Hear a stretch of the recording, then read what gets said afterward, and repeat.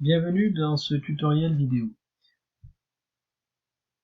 L'objectif de ce tutoriel, c'est de prendre le rôle d'un formateur et de regarder ce qu'il va faire durant un module à distance.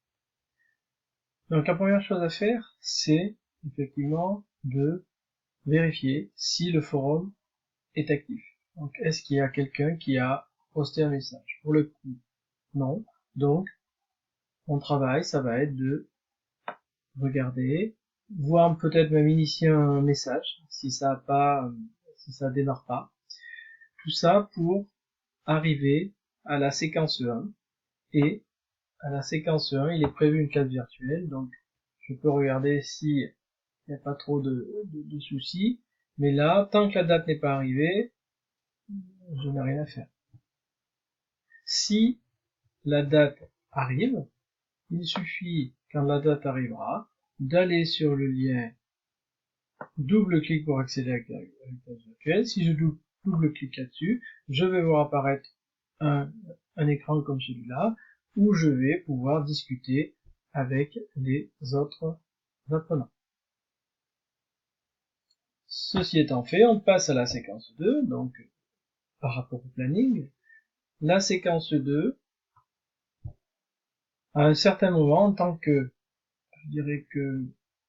formateur, je vais devoir surveiller qu'il n'y ait pas de message dans le forum de travail de groupe, mais je vais aussi vérifier qu'ils se sont bien tous inscrits grâce à cet outil-là.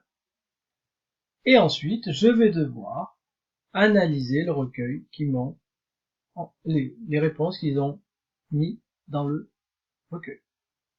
Ça va être mon travail de la séquence 2.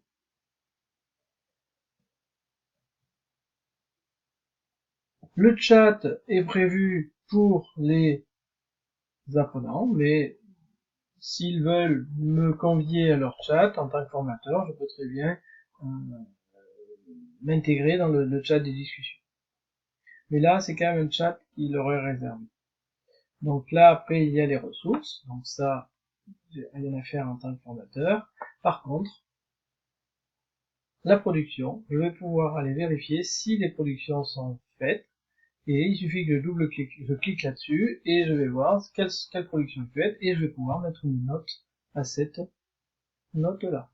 Donc ça, c'est dans la semaine, c'est avant le 16 et le 17. Ensuite, la séquence 3 et 4, c'est des séquences en présentiel. Donc là, ils viennent au centre de formation, ils font le cours magistral et ensuite, l'après-midi, il y a la séquence 4. Donc la séquence 4, c'est les travaux dirigés. Donc en fonction de l'analyse du recueil qu'ils nous ont envoyé la première semaine, nous avons anticipé et prévu un expert dédié pour répondre à leurs problématiques. À l'issue de cette séquence, nous arrivons à la séquence 5, qui est une séquence à distance, et durant cette séquence à distance, qui dure à peu près une trentaine de minutes, les apprenants devront répondre à un questionnaire. Ensuite, moi, en tant que formateur, je vais devoir récupérer ce questionnaire, cette enquête de satisfaction, et l'analyser, et faire mon travail de formateur. Le formateur, quand il double-clique sur cette enquête de satisfaction, n'aura pas tout à fait la même page que l'apprenant. L'apprenant, lui, n'a qu'à répondre aux questions, tandis que le formateur, lui, aura une page où on pourra voir les réponses de tout le monde.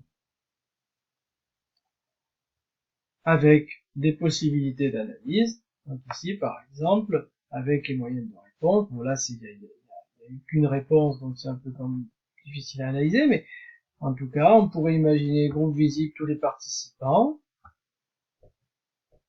On peut voir qui n'a pas répondu. Il y a beaucoup de choses à faire. Là, ici, par exemple, nous avons téléchargé en format texte, donc on aura les réponses téléchargées en format texte. Donc c'est assez intéressant derrière pour garder une trace. Donc voilà, donc ça c'est un travail à faire ensuite. Voilà. Donc pour le formateur, c'était son travail durant ce module à distance.